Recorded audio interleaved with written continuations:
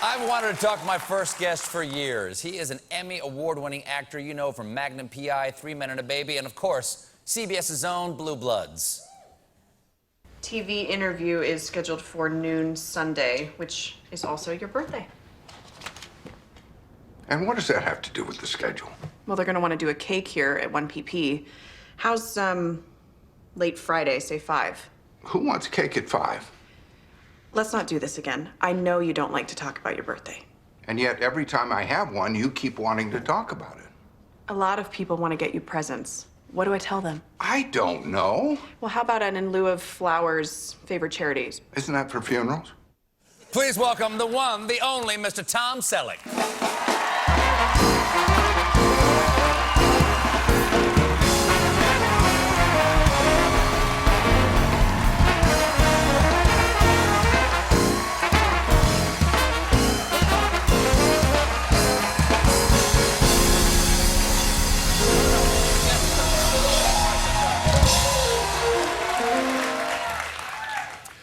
It's lovely to finally talk to you. Nice to talk to you. Nice to meet you. Nice to meet you, too. Yeah. I have wanted to interview your mustache for years. Thank you.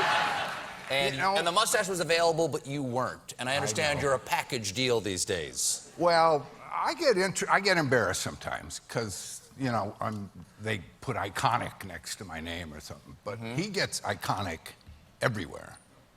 My mustache. Oh, My absolutely. iconic mustache. It precedes you into the room by about 30 seconds. Yeah, I know. I don't like to talk to him because he's getting full of himself. He's got his own agent.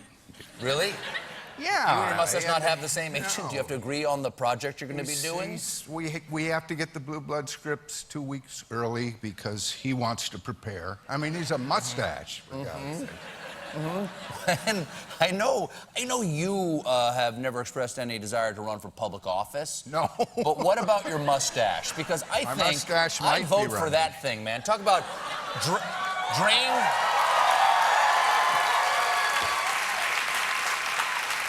You don't have to drain the swamp. We can just sweep the swamp out with that thing. Yes, by the way, is Mucinex your real sponsor? I think Wow.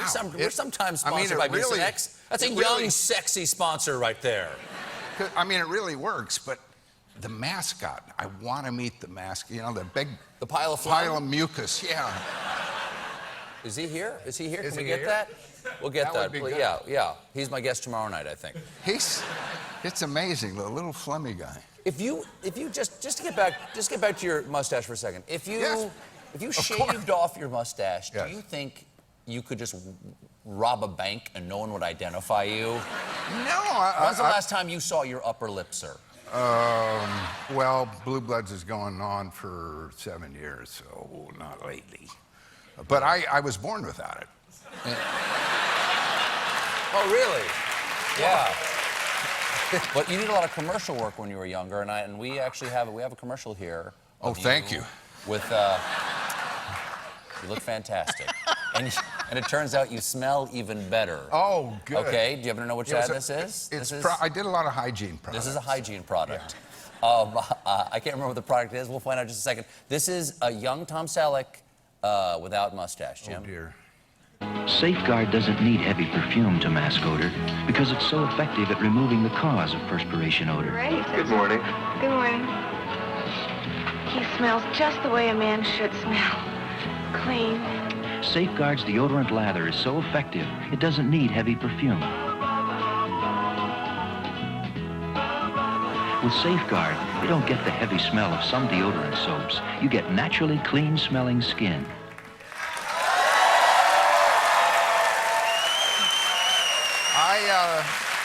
It's a very interesting concept. Everywhere I walked, there were more people in it. That was Penny Marshall and Terry Garr, by the way. Yeah, there's a great Terry Garr right there. In the early days, yeah.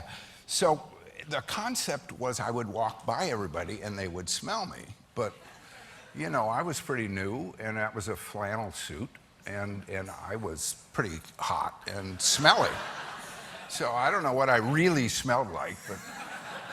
And I think I took a shower in that. Yeah, the early part of the commercial, you were Yeah, actually well- taking a shower. How much of your early work was you showering?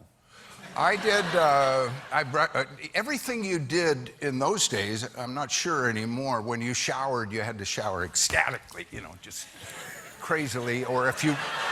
Why? Why? They just like, be excited about the lather? I have no idea. They just made me do that. And if you did it ecstatically enough, you lost a lot of skin. One commercial I did was for Chas Men's Cologne, and I had to also ecstatically slap on cologne all over my body. Chas, and I had no skin left, so my nipples were pretty painful. I had never in a million years imagined the first time I interviewed you that you would say the words, my nipples were pretty painful. Thank you very much. You might be the first one who's ever said that to me in public. The first man ever to say that on camera with me. People, it's a tough world out there in commercials. People have no idea. But I got by. I always felt then I would rather do a stupid commercial than a stupid acting job. Like a stupid movie or something like that? Yeah, like a stupid movie. What's the stupidest movie you ever did?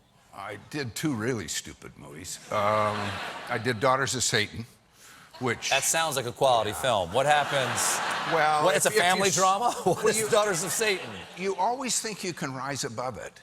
You know, you go, well, I know it's a low-budget movie, but I'll do good work and I'll get more jobs. But that didn't happen.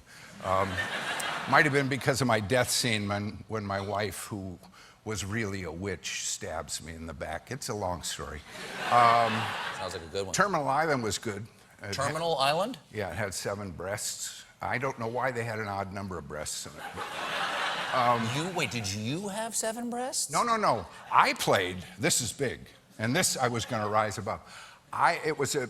All killers, capital punishment is outlawed. All killers are sentenced to an offshore island where they develop their own society.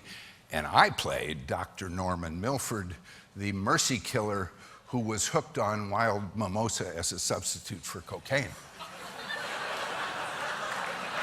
It's a classic tale. Yeah, absolutely. So where do the 7 breasts come in? Well, I think only Usually one. I think somebody got their blouse ripped open only on one side. Oh, so you saw 7 breasts Yes. over the course of the film? Well... Were you counting? How do you know that there were 7? A little clicker there? I'm always counting. Okay, good. Yeah. Good. You want to end on an even It's number, very important. usually. And in those days, you know, seeing a breast was a pretty big deal.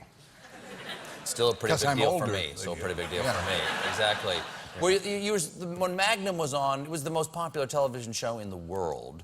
And did you ever want to be recognized and weren't recognized? Because you probably go anywhere in the world, and people would go, "Hey, it's Magnum." It's a good lesson when you're not. You know, I got recognized a lot, and I was in Hawaii, and you know, I became the de facto host. You know, if I got In Hawaii? Yeah, if I got pulled over for speeding, the cop would come up and go, "Oh, I'm sorry, I didn't know it was you. Go on, please." So I was doing okay, and but the lessons you learn. Jean Kirkpatrick, who was ambassador to the United Nations Under Reagan, right? Yeah. Yeah, she was a Democrat, and Reagan hired her, and she was really smart, and I really admired her. So I said, she's at the Kahala Hilton down the road. I'll call her. And I called her, and she was very nice. She got on the phone, said yes, and I said, well, I'm Tom Selleck, and if you'd like to visit our set, we'd like to host you, and you can watch us film. I know you're on a layover here, and maybe you've got nothing to do. And she said, I'm sorry, I don't have any idea who you are. So my brush with greatness was cut short. No, I'm so sorry about that. Did you ever? But she was pretty smart. Oh, Jean Kirkpatrick, absolutely, yeah. Now, Blue Bloods. How many of these have you done? Have you done more of these, or have you done more of Magnum P.I.? Because you're on season what of Blue Bloods? We're on season 7. Now, if Les is listening, thank you. So if the CBS brass, If the CBS brass is listening? we're coming up on 150 in about 4 shows, I think. So that's a lot of episodes. But Magnum, the number, was 163. So if he renews us, and I get to 164, that's my new record. So if you get to 164, that's enough. If you get to 164, If you get to 164 with Blue Bloods, are you just gonna like peel off the mustache and walk away into the sunset? Yes. Yeah. Yeah, well, I did that in the last episode of Magnum. Why not do it in Blue Bloods? Did you really? Yeah, I walked into the sunset with, he walked with his daughter off. That's nice. Off. I gotta tell you, when I was 14, when that thing was at its peak, and I could not imagine a greater goal of my manhood than to be Dom Selleck teaching, in the opening credits, teaching that woman to swim in the pool and driving a Ferrari. That was Shirley Rogers. I don't know who Shirley is. Shirley Rogers was a babe. And she worked extra a lot in the show, and we shot this thing. It wasn't in the credits, it was for a scene in the show. And I knew the camera crew pretty well, and Shirley was beautiful. And she had body parts that you wanted to stare at. So I am holding her, teaching her how to scuba dive, and she's got her mask and snorkel in, and I did an aside to the crew. I went, oh my God. And it's in they put it in the show. Well, it was lovely to meet you and your mustache. Either one of you are welcome to come back anytime, please. You know, he's very glad to be here, and I'm ecstatic. Well, Tom, an honor. Nice to see you. Blue Bloods airs Fridays at 9 Central, 10 East Coast, CBS. Tom Selleck, everybody. We'll be right back with Craig Robinson. Stick around.